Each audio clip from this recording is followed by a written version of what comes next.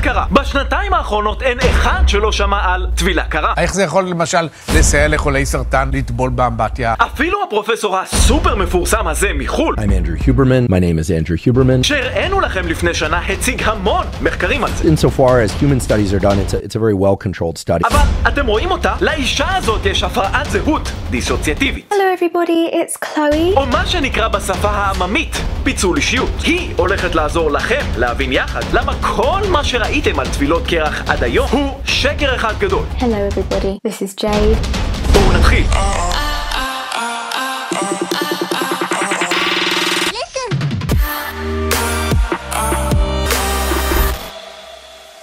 אז מה קורה חברים? אורן ותומר מלוויס פיטנס, ואתם רואים אותה? הבחורה הזאת מאובחנת עם הפרעת זהות דיסוציאטיבית, או בשם העממי והישן, פיצול אישיות. Watch videos on multi-dimension or whatever. ותוך כדי שהיא מדברת למצלמה, היא שינתה את הזהות שלה. Hi YouTube! Oh my gosh! Just started to film! מה שראיתם כאן אמיתי לחלוטין. יש קריטריונים מאוד ספציפיים להבחן אצל מישהו DAD. הרבה חושבים שזה מאוד מאוד נדיר, שזה לא כל כך נכון. ולצערנו אחד הגורמים זה טראומת ילדות חוזרת. I love YouTube. עם זה אני חושב שכל זהות יכולה להסכים. אבל הסיפור לא נגמר. במחקר הזה הייתה אישה בת 33 עיוורת עם הפרעת זהות דיסוציאטיבית. כמה זהויות היו לה? 10. שלרובנו קשה אפילו להחזיק אחת. היא הייתה עיוורת, אבל חלק מהזהויות שלה לא. משמע בחלק הראייה הייתה פיקס, אבל בחלק היא הייתה עיוורת. You're telling, that's my job. That's my job. אבל איך יודעים שזה נכון? עשו לה מדידה אלקטרופיזיולוגית שנקראת VEP בקצרה, או Visual Evoked Potentials, לא בקצרה. חיברו לה אלקטרודות לראש, היא הייתה צריכה להסתכל על X באמצע המסך, וראו שבמצבי הראייה שלה הייתה פעילות נורמלית במוח בתגובה לגירויים, אבל לא במצב העיוורון. זה נקרא בשפת המדע Psychogenic Blindness, שזה כשפיזיולוגית הכל סבבה עם העיניים שלנו, אבל הראייה נדרסת על ידי גורמים פסיכולוגיים. מה שמוביל אותנו לדבר הבא.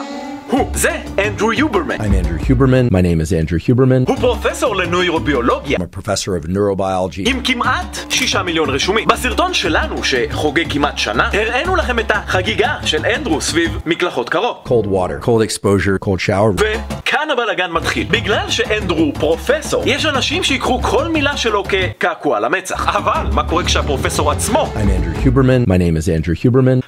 מבריז מהשיעור? באותו סרטון לפני שנה אנדרו צייץ את זה, ואת הציוץ הזה חוץ מכל הציפורים על העץ ראו עוד 4 מיליון בני אנוש בלי נוצות, והוא היה למחקר הזה. במחקר הוא סיפר שמקלחות קרות גרמו לירידה בהיקף המותניים, There was a reduction in waist circumference, שומן בטני, substantial fat loss, especially around the abdomen, הביאו לשיפורים פסיכולוגיים, improvements in regulation of anxiety. ובגלל שהמחקר כל כך תמך בטענות העבר שלו, הוא גם שיבח אותו ביוטיוב. Insofar as human studies are done, it's a very well-controlled study. נשמע מחקר מושלם, נכון? לא. לפני שנה על המסך, ברגע שקראנו את המחקר, כתבנו את זה. למה? כי שמנו לב לדגלים אדומים מאוד חזקים שעשו לנו צליל מאוד חזק של גונג בראש. אתם שמעתם את הגונג? 1. היו נתונים שמרמזים שאפילו החוקרים עצמם השתתפו במחקר. 2. היו המון מבחנים סטטיסטיים שמרמזים על ניסיון להגיע לפי קטן מ-0.05 רק כדי ליצור את אפקט המגירה. או בעברית, במקום לקבל מידע מבוסס, קיבלנו מידע סס. האם הססומטר שלנו היה נכון? כן, כי לפני חודש המחקר בוטל, בדיוק בגלל מה שאמרנו לכם. או במילים אחרות, גם החוקרים עשו ההפך ממה שאתם מקבלים מאיתנו כאן. משמע, זרגגו לכם במוח. אתם שמעתם את הגונג? עכשיו, מה שעצוב, באחד החוקרים שביקר את זה, אריק, ציין, הביטול של המחקר כבר 1.5 חודשים באוויר. כמה ראו את זה? בערך 2,000 נפשות. אנדרו יוברמן, I'm Andrew Huberman. My name is Andrew Huberman. שפרסם והטעה מיליוני איש, It's a very well-controlled study. עד היום לא צייץ מילה לגבי זה. תרתי משמע. ואת ההטעיה שלו ראו כבר מיליוני נפשות. הבעיה עם אנדרו זה שבטיול קצרצר של 4 דקות בפרופיל שלו מצאנו גם את זה. And this was published in the journal Cell. Exposure to screen type light between the hours of 11 p.m. and 4 a.m. activates a specific circuit in a brain area called the habenula that lowers dopamine and creates a sense of disappointment. שהופץ כמעט ל5 מיליון איש, שזה קהל היעד הלא נכון, כי המחקר שהוא הציג היה על עכברים. וגם זה. The best times to work out are 3 hours after waking up, just based on body temperature rhythms. שלא מבוסס בשום צורה, וזה היה מכולה 4 דקות ביקור בפרופיל. תארו לכם מה היה קורה אם זה היה 5. מה שמוביל אותנו לחלק האחרון של הסרטון. תראו מה עשו לכן, כבר כמה שנים שהוברמן וחובבי קרח בחול אומרים את זה. Speed up my metabolism by 350%. את זה לוקחים כאן בישראל, מעקמים קצת את המשפט, מקבלים 300,000 צפיות ואומרים את זה. מאיץ את חילוף החומרים בעד 300%. וכל דבר שעובר את אוזני חול מגיע לכאן מוכפל ב-90 ומועבר לכם. איך זה יכול למשל לסייע לחולי סרטן לטבול באמבטיה? סרטן, המערכת החיסון שלו חלשה, קורה שנכנסים לתוך הקרח, הגוף מקבל שוק. ככה שקיבלנו אמבט מפלסטיק עם קצת קרח מהמקפיא שעושה הכל חוץ מלשלם מיסים ולהחנות ברוורס. לזה קוראים בעולם המחקר Transmission Chain Experiment, שזה כשמישהו אחד שומע משהו והוא מעביר את זה הלאה והלאה והלאה עד שבסוף זה יוצא. כן, מצחיק. אבל לא על החשבון שלנו. מה שמוביל אותנו לחלק האחרון. איך זה קשור לאישה מההתחלה? היי יוטיוב, אומייגוש. אז המוח שלנו הוא דבר מדהים. מצד אחד הוא יכול ליצור פלאי תבל כמו תחנות חלל, חמאת בוטנים והדבר המדהים הזה, ומצד שני הוא יכול לגרום לבן אדם לראות או להיות עיוור בעניין של שנייה. I'm Symphony. Hi Symphony.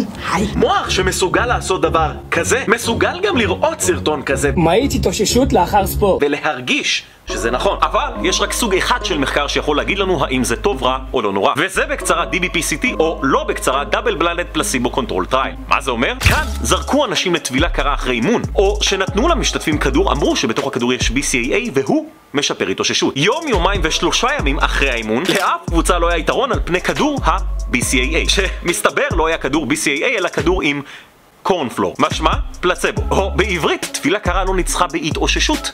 כדור קורנפלור. כאן טבילה קרה לא ניצחה בהתאוששות משקה פירות חמוץ, שאמרו למשתתפים שהוא משקה משקם. וכאן טבילה קרה לא ניצחה בהתאוששות מים חמים מעורבבים עם קרם גוף, שאמרו למשתתפים שזה אמבט משקם. מה שהיה בעצם אמבט משקר. זאת הדרך היחידה לדעת האם טיפול עובד או לא. לדעת איך לקרוא מחקר והאם המחקר הזה הוא איכותי. מה שאני מסביר לעומק, גם כאן. עכשיו, אם אתם אוהבים להיכנס למקלחת קרה או לשמוע את הגונג, אתם שמעתם את הגונג? מה שנקרא, שברו את הקרח. רק חשוב לנו שתבינו שלא כל מה שאומרים במדיה הוא נכון. זה שהדוקטור אמר את זה, סכנה לסדר את המיטה בבוקר יכול לסכן לנו את הבריאות, לא אומר שזה נכון. זה שאיגור אמר את זה, Be careful if you're taking creatine, you might lose your hair. עדיין לא אומר שזה נכון. ואם המידע נמצא בטיק-טיק, גם רוב הסיכויים שהוא לא נכון. מקלחת קרה יכולה להעלות את הדופק ולשמח לבב אנוש.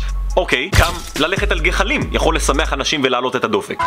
יש אנשים שיואבו טבילה קרה, יש אנשים שיהיו קרים כלפי הטבילה. אתם מוזמנים להיכנס למים, לצאת, לשכשך. רק תיזהרו לא לחטוף היפותרמיה או שיסגרו עליכם את המכסה מלמעלה. ושתדעו שנכון להיום זה לא עושה את כל הקסמים שאתם שומעים שזה עושה. מאיץ את חילוף החומרים בעד 300%. כדי לא להישאר בעידן הקרח ולקבל מידע אך ורק מבוסס, אז תלחצו על הלייק, על כפתור הרשם לערוץ, כאן על הפעמון עד שתשמעו את הגונג. אתם שמעתם את הגונג? על הסרטון הזה עבדנו ברצף, בלי מקלחות, לא חמות ולא קרות. הדרך שלכם לתמוך בחזרה הוא ללחוץ כאן על כפתור התודה, או כאן למטה, כפתור חברי המועדון. אל תשכחו לשתף את הסרטון הזה עם כל מי שאתם מכירים שטבל אי פעם את הבוין שלו בנוזל כלשהו. תרשמו כאן למטה בתגובות איזה סרטון הבא תרצו לראות ואנחנו נתראה בו שיהיה אפילו יותר מטורף מהסרטון הזה.